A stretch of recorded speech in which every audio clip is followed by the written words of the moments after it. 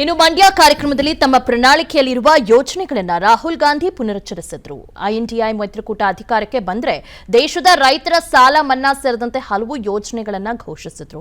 ಅಧಿಕಾರಕ್ಕೆ ಬಂದ್ರೆ ಕನಿಷ್ಠ ಬೆಂಬಲ ಬೆಲೆ ಘೋಷಣೆ, ರೈತರ ವಿಮೆ ಹಣಕ್ಕೆ 30 ದಿನದೊಳಗೆ ಮಾನ್ಯತೆ, ಮಹಿಳೆಯರಿಗೆ ಪ್ರತಿ ತಿಂಗಳು 8,500ದಂತೆ 1 ವರ್ಷಕ್ಕೆ 1 ಲಕ್ಷ ಹಣ, ಪದವಿ ಮುಗಿದ ತಕ್ಷಣವೇ ಕೆಲಸ, ನಗರ ಪ್ರದೇಶದಲ್ಲೂ ಮನ್ರೇಗಾ ಯೋಜನೆ ವಿಸ್ತರಣೆ, ಅಂಗನವಾಡಿ ಕಾರ್ಯಕರ್ತೆಯರು, ಆಶಾ ಕಾರ್ಯಕರ್ತರ ಗೌರವಧನ ಹೆಚ್ಚಳ, ಸರ್ಕಾರಿ ವಲಯದಲ್ಲಿ ಗುತ್ತಿಗೆ ಪದ್ಧತಿ ರದ್ದು ಸೇರಿದಂತೆ ಹಲವು ಯೋಜನೆಗಳ ಘೋಷಣೆ ಮಾಡಿದ್ರು. महिलाओं को 2,000 रुपए हर महीना मिलता है, साल के 24,000 रुपए आपको मिलते हैं. महिलाएं देश के भविष्य की देखभाल करती हैं, नेक्स्ट जनरेशन की देखभाल करती हैं.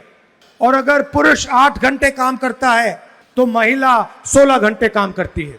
इसीलिए हिंदुस्तान के हर गरीब परिवार में एक महिला को कांग्रेस पार्टी और इंडिया गठबंधन की सरकार साल के 1 लाख रुपए सीधा बैंक अकाउंट में डाल के देने वाली है. कर्नाटक में महिलाओं को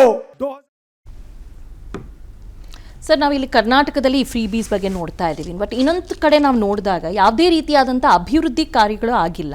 ಸೊ ಮುಂದೆ ಇದು ಎಷ್ಟರ ಮಟ್ಟಿಗೆ ಎಫೆಕ್ಟ್ ಆಗ್ಬೋದು ಅಥವಾ ಏನು ಪ್ಲಸ್ ಪಾಯಿಂಟ್ ಆಗಬಹುದು ಜನರಿಗೆ ಸರ್? ಫಸ್ಟ್ ಆಫ್ ಆಲ್ ಅದು ಯಾವುದೂ ಕೂಡ ಫ್ರೀ ಬೀಸ್ ಅಲ್ಲ. ಯಾಕೆ ಅಂತ ಹೇಳ್ಬಿಡ್ತೀನಿ, ನೀವು 25 ಪೈಸಾ ಕೊಟ್ಬಿಟ್ಟು ಏನಾದರೂ ಒಂದೇ ಒಂದು ಪೆಪರ್ಮೆಂಟ್ ತೊಗೊಂಡ್ರು ಕೂಡ ಅದಕ್ಕೆ ಟ್ಯಾಕ್ಸ್ ಕಟ್ತೀರಿ, ಹಾಗಾಗಿ ಅದು ನಿಮ್ಮ ದುಡ್ಡಾಗುತ್ತೆ. Nothing is a freebie. ಯಾವುದೂ ಫ್ರೀಯಾಗಿ ಯಾವತ್ತಿಗೂ ಬರಲ್ಲ. ಅದನ್ನು ಸ್ಪಷ್ಟವಾಗಿ ತಿಳ್ಕೊಂಬಿಡಿ. ನೀವು 1 ರೂಪಾಯಿ ಕೊಟ್ಟು ಏನು ಪರ್ಚೇಸ್ ಮಾಡಿದ್ರು, 100 ರೂಪಾಯಿ ಕೊಟ್ಟು ಏನು ಪರ್ಚೇಸ್ ಮಾಡಿದ್ರು, 10,000 ಕೊಟ್ಟು ಏನು ಪರ್ಚೇಸ್ ಮಾಡಿದ್ರು, ಒಂದು ಮೊಬೈಲ್ ಫೋನ್ ಪರ್ಚೇಸ್ ಮಾಡಿದ್ರು ಕೂಡ ಅದಕ್ಕೆ GST ಕಟ್ತೀರಿ, SGST ಕಟ್ತೀರಿ ಮತ್ತು ಸೆಂಟ್ರಲ್ GST ಕೂಡ ಕಟ್ತೀರಿ. ಹಾಗಾಗಿ ನೀವು ಕಟ್ತಾ ಇರೋದು ಟ್ಯಾಕ್ಸ್. ಅದರ ಜೊತೆಗೆ ಕಮರ್ಷಿಯಲ್ ಟ್ಯಾಕ್ಸ್ ಕೂಡ ಅಲ್ಲಿ ಸೇರಿಕೊಳ್ಳುತ್ತೆ. ಅದನ್ನು ಸ್ಪಷ್ಟವಾಗಿ ಅರ್ಥ ಮಾಡ್ಕೊಳ್ಬೇಕು ನಾವು. ಹಾಗಾಗಿ nothing is free, nothing comes for free. Motor vehicle tax ನೀವು ಕಟ್ತೀರಿ, ಸ್ಟ್ಯಾಂಪ್ಸ್ ಆ್ಯಂಡ್ ಡ್ಯೂಟೀಸು ನೀವು ಟ್ಯಾಕ್ಸು ಕಟ್ತೀರಿ, ಅದರ ಜೊತೆಗೆ ಆಲ್ಕೋಹಾಲ್ ಪರ್ಚೇಸ್ ಮಾಡಿದ್ರೆ ನೀವು ಟ್ಯಾಕ್ಸು ಕಟ್ತೀರಿ, ಅಬಕಾರಿ ಸುಂಕ ನೀವು ಕಟ್ತೀರಿ. ಹಾಗಾಗಿ ಯಾವುದೂ ಯಾವತ್ತಿಗೂ ಫ್ರೀಯಾಗಿ ಬರಲ್ಲ ನಿಮಗೆ. ಇಟ್ಸ್ ಯೋರ್ ಮನಿ. ಪಾಪ ಯಾರು ದುಡ್ಡನ್ನು ಇಸ್ಕೊಳ್ತಾ ಇದ್ದಾರೆ ಅಥವಾ ಯಾರು ಇದರ ಫಲಾನುಭವಿಗಳಿದ್ದಾರೆ ಅವ್ರದ್ದು ಕೂಡ ಪಾಲು ಇದರಲ್ಲಿ ಸೇರಿರುತ್ತೆ.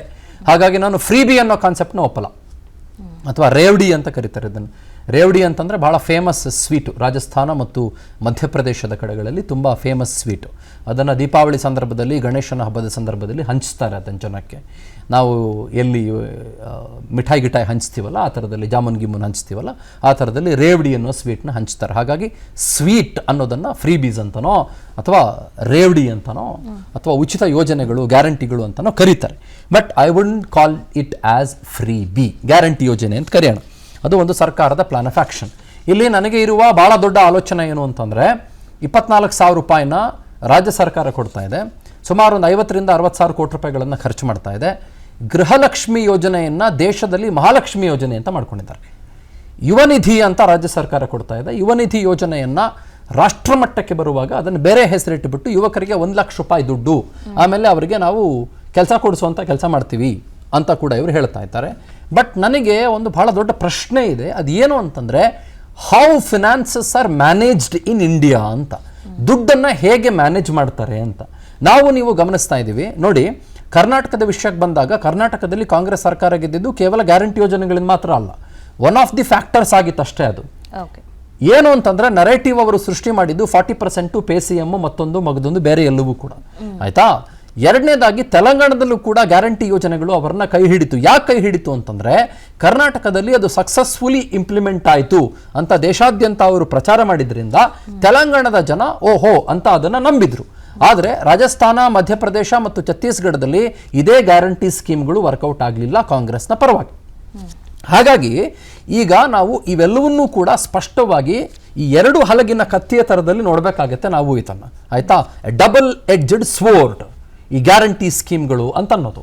ಈಗ ಕರ್ನಾಟಕದ ಗ್ಯಾರಂಟಿಗಳನ್ನೇ ಮುಂದೆ ಇಟ್ಕೊಂಡು ಅದನ್ನು ದೇಶಾದ್ಯಂತ ಜಾರಿಗೊಳಿಸೋದಕ್ಕೆ ಕಾಂಗ್ರೆಸ್ ಅಥವಾ INDIA ಈಗ ಹೊರಟಿದೆ ಅಂತಾದರೆ, ಅದರಲ್ಲಿ 2 ಪ್ರಮುಖವಾದಂಥ ಯೋಜನೆಗಳನ್ನು ಅವರು ಮುಂದೆ ಇಟ್ಕೊಂಡು ಕರ್ನಾಟಕವನ್ನು ಅವರು ಮುನ್ನೆಲೆಗೆ ತರ್ತಾ ಇದ್ದಾರೆ.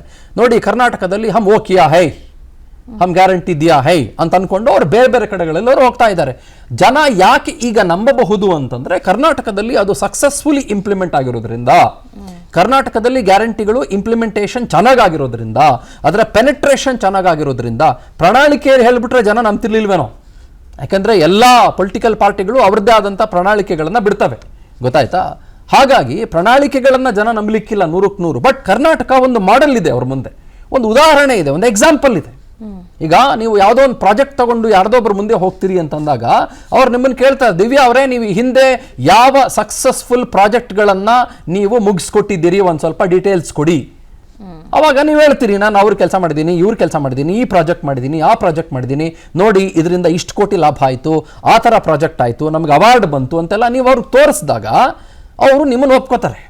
ಓ good, you are an expert in this ಅಂತ ನಿಮಗೆ ಅವರು ಒಂದು ಕೆಲಸನ ಕೊಡ್ತಾರೆ. ಅದೇ ಥರ ಕೆಲಸನ ಕಾಂಗ್ರೆಸ್ ಇವಾಗ ರಾಷ್ಟ್ರಾದ್ಯಂತ ಮಾಡ್ತಾ ಇದೆ. ಕಾಂಗ್ರೆಸ್ಸು ಕರ್ನಾಟಕವನ್ನು ತೋರಿಸ್ಬಿಟ್ಟು, INDIA ಕರ್ನಾಟಕವನ್ನು ತೋರಿಸ್ಬಿಟ್ಟು ರಾಷ್ಟ್ರದಲ್ಲಿ ಮತಗಳನ್ನು ಕೇಳೋದಕ್ಕೆ ಹೊರಡ್ತಾ ಇದೆ.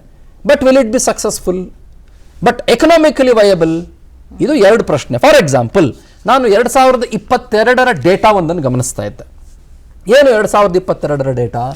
ಇಡೀ ದೇಶದಲ್ಲಿ ಸುಮಾರು 26.2 ಕೋಟಿಯಷ್ಟು BPL ಕಾರ್ಡ್ಗಳು. BPL ಕಾರ್ಡ್ಗಳು ಅಂದರೆ ಏನು? ಬಿಲೋ ಪಾವರ್ಟಿ ಲೈನ್ ಕಾರ್ಡ್ಗಳು. 26 ಕೋಟಿ ಕುಟುಂಬಗಳು. 26 ಕೋಟಿ ಕುಟುಂಬಗಳು ಭಾರತದಲ್ಲಿ 140 ಕೋಟಿ ಜನಸಂಖ್ಯೆಯ ಭಾರತದಲ್ಲಿ BPLನಲ್ಲಿದ್ದಾವೆ ಅಂತಂದರೆ 26 ಕೋಟಿಯಲ್ಲಿ 20 ಕೋಟಿನೇ ಎತ್ಕೊಳ್ಳೋಣ ನಾವು. 20 ಕೋಟಿ ಮನೆಗಳಲ್ಲಿ ಪಾಪ ಹೆಣ್ಮಕ್ಳಿದ್ದಾರೆ, ತಾಯಂದ್ರಿದ್ದಾರೆ ಅಲ್ವಾ? ಆ ತಾಯಂದ್ರಿಗೆ ಪ್ರತಿ ವರ್ಷ 1 ಲಕ್ಷ ದುಡ್ಡು ಅಂತಂದರೆ ನಿಮಗೆ ಒಂದು ವರ್ಷಕ್ಕೆ, ನಾನು ಬೇಸಿಕ್ ಮಿನಿಮಮ್ ಹೇಳ್ತಾ ಇದ್ದೀನಿ, 20 ಲಕ್ಷ ಕೋಟಿ, 20 lakh crores ದುಡ್ಡಾಯ್ತು. ಆಮೇಲೆ ಯುವಕರಿಗೆ ಬಹಳ ಜನ ನಿರುದ್ಯೋಗಿಗಳು ನಮ್ಮಲ್ಲಿದ್ದಾರೆ. ಹಲವು ಲಕ್ಷಾಂತರ ಜನ, ಕೋಟ್ಯಾಂತರ ಜನ ನಿರುದ್ಯೋಗಿಗಳು ನಮ್ಮಲ್ಲಿದ್ದಾರೆ. ಅದರ ಕ್ರೈಟೀರಿಯಾ ಏನು ಅಂತ ನನಗೆ ಗೊತ್ತಿಲ್ಲ. ಇವರು ಯಾರನ್ನ ಸೆಲೆಕ್ಟ್ ಮಾಡಿ 1 ಲಕ್ಷ ವರ್ಷಕ್ಕೆ ಕೊಡ್ತಾರೆ ಅಂತ ನನಗೆ ಗೊತ್ತಿಲ್ಲ. ಬಟ್ ಆಯ್ತು, ಒಂದು 5 ಲಕ್ಷ ಕೋಟಿ ಅಂತಾನೆ ಅನ್ಕೊಳ್ಳೋಣ ಅವ್ರಿಗೆ ಹೋಗೋದು. ಸೊ 25 ಲಕ್ಷ ಕೋಟಿ ರೂಪಾಯಿ ಒಂದು ವೇಳೆ ಅಧಿಕಾರಕ್ಕೆ ಬಂದ ಸಂದರ್ಭದಲ್ಲಿ ಇಂಡಿಯಾ ಅಲಯನ್ಸ್ ಜನರಿಗೆ ಕೊಡಬೇಕಾಗತ್ತೆ. ಆದರೆ ನಮ್ಮ ದೇಶದ ಬಜೆಟ್ ಎಷ್ಟು? 47 ಲಕ್ಷ ಕೋಟಿ ರೂಪಾಯಿ, 47 lakh crore rupees. ಆ 47 lakh crore rupees ಅಲ್ಲಿ ಏನೇನು ಬಳಕೆ ಆಗುತ್ತೆ? ಬಹಳ ಮುಖ್ಯವಾಗಿ 3. ಒಂದು ಕ್ಯಾಪಿಟಲ್ ಎಕ್ಸ್ಪೆಂಡಿಚರ್, ಅಂದರೆ ಇನ್ಫ್ರಾಸ್ಟ್ರಕ್ಚರ್ಗೆ, ಸೇತುವೆ ಕಟ್ಟಕ್ಕೆ, ಮತ್ತೊಂದು ಮಾಡೋದಕ್ಕೆ, ಬೇರೆ ಬೇರೆ ಮಾಡೋದಕ್ಕೆ, ಇನ್ನೊಂದು ಏನೋ ಕಟ್ಟೋದಕ್ಕೆ, ರೋಡ್ಗೆ, ಬೇರೆದಕ್ಕೆ, ಎಲ್ಲದಕ್ಕೂ ಕ್ಯಾಪಿಟಲ್ ಎಕ್ಸ್ಪೆಂಡಿಚರ್. ಇನ್ನೊಂದು ರೆವೆನ್ಯೂ ಎಕ್ಸ್ಪೆಂಡಿಚರ್. ಸಹಜವಾಗಿ ನಾವು ಖರ್ಚು ಮಾಡಲೇಬೇಕು, ಬೇರೆ ಬೇರೆದಕ್ಕೆ ಖರ್ಚು ಮಾಡಬೇಕು. ರೆವೆನ್ಯೂ ಎಕ್ಸ್ಪೆಂಡಿಚರ್ ವಾಪಸ್ ಬರಲ್ಲ. ನೀವು ಯಾವುದಕ್ಕೋ ರೆವೆನ್ಯೂ ಎಕ್ಸ್ಪೆಂಡಿಚರ್ ಖರ್ಚು ಮಾಡ್ತೀರಿ ಅಂತಂದ್ರೆ revenue expenditure will not come back. ಇನ್ನೊಂದು ಕಮಿಟೆಡ್ ಎಕ್ಸ್ಪೆಂಡಿಚರ್, ಸಂಬಳ ಕೊಡಬೇಕು, ಇನ್ನೊಂದು ಕೊಡಬೇಕು, ಬೇರೆ ಬೇರೆ ಎಲ್ಲ ಕೂಡ ಕೊಡಬೇಕು. ಸೊ 47 ಲಕ್ಷ ಕೋಟಿ ರೂಪಾಯಿನ ಭಾರತದ ಬಜೆಟ್ನಲ್ಲಿ ನಿಮಗೆ ಕ್ಯಾಪೆಕ್ಸು, ರೆವೆನ್ಯೂ ಎಕ್ಸ್ಪೆಂಡಿಚರ್, ಕಮಿಟೆಡ್ ಎಕ್ಸ್ಪೆಂಡಿಚರ್ ಹಾಗೂ ಇನ್ನಿತರ ಎಲ್ಲವೂ ಕೂಡ ಸೇರಿ, ಸಾಲ ಗೀಲ ಎಲ್ಲವೂ ಕೂಡ ಸೇರಿ ನಿಮ್ಗೆ ಎಷ್ಟೋ ಲಕ್ಷ ಕೋಟಿ ಅಲ್ಲೇ ಹೊರಟೋಗುತ್ತೆ. ಹೀಗಿರುವಾಗ 25 lakh crore rupees ಅಂದಾಜಿನ ಮೇಲೆ ನಾನು ಹೇಳ್ತಾ ಇದ್ದೀನಿ, 25 ಲಕ್ಷ ಕೋಟಿ ರೂಪಾಯಿಗಳನ್ನು ಹೇಗೆ ಪ್ರತಿ ವರ್ಷ ಕೊಡಲು ಸಾಧ್ಯ? ಸಾಧ್ಯವಾ? ಸಾಧ್ಯ ಇಲ್ಲ. ಐ ಆಮ್ ನಾಟ್ ಶೋರ್, ಗೊತ್ತಿಲ್ಲ. ನಾವು ಈ ಗ್ಯಾರಂಟಿ ಕಾಂಗ್ರೆಸ್ ಬಂದಾಗಲೂ ಕೂಡ ಸಾಧ್ಯ ಇಲ್ಲ ಅನ್ನೋ ಥರದಲ್ಲಿ ಮಾತಾಡಿದ್ವಿ. ಅವರೇನೋ ಸಾಧ್ಯ ಮಾಡಿದ್ರು. But how long sir? ಇನ್ನು ಗೊತ್ತಿಲ್ಲ. ಏನು ಸಾಲ ಮಾಡ್ತಾರಾ, ಮತ್ತೊಂದು ಮಾಡ್ತಾರಾ, ಅಧಿಕಾರಕ್ಕೆ ಬಂದ ಮೇಲೆ ಇನ್ನೊಂದು ಏನು ಮಾಡ್ತಾರ ನನಗೆ ಗೊತ್ತಿಲ್ಲ. But 25 lakh to 30 lakh crore rupees for 1 year ನೀವು ಕೊಡೋಕ್ಕೆ ಸಾಧ್ಯವಾ? ನಾನು ಆ್ಯಕ್ಚುಲಿ ಈ ಚುನಾವಣೆಗಿಂತ ಮುಂಚೆ ನಾನು ಸುಮ್ಮನೆ ಯಾರಿಗೋ ಹೇಳ್ತಾ ಇದ್ದೆ, ಕಾಂಗ್ರೆಸ್ ಬಂದು ಅಥವಾ INDIA ಅಲಯನ್ಸ್ ಇಡೀ ದೇಶಾದ್ಯಂತ ಗ್ಯಾರಂಟಿ ಯೋಜನೆ ಘೋಷಣೆ ಮಾಡಿದ್ರೆ ಏನು ಮಾಡ್ತೀರಿ? ನೀವು 1 ಲಕ್ಷ ಫ್ರೀ ಅಂತ ಘೋಷಣೆ ಮಾಡಿದ್ರೆ ಏನು ಮಾಡ್ತೀರಿ ಅಂತ ನಾನು ಹೇಳ್ತಾ ಇದ್ದೆ.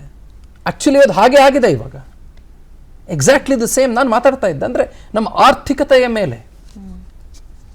ಇದರ ಜೊತೆಗೆ ನಾನು ಕೇವಲ 2 ನಿಮಿಷ ತಗೊಳ್ತೀನಿ. ಓಕೆ ಫೈನ್, ಏನೋ ಮಾಡ್ತಾರೆ ಅಂತ ಅಂದ್ಕೊಳ್ಳೋಣ.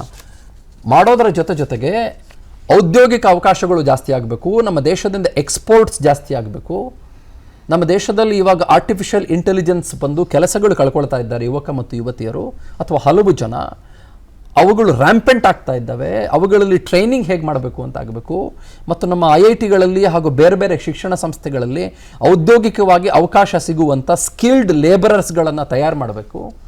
ಈ ಥರದ್ದೆಲ್ಲ ತುಂಬ ಕೆಲಸ ಮಾಡಬೇಕಾಗಿರೋದು ಬಹಳ ಬಾಕಿ ಇದೆ.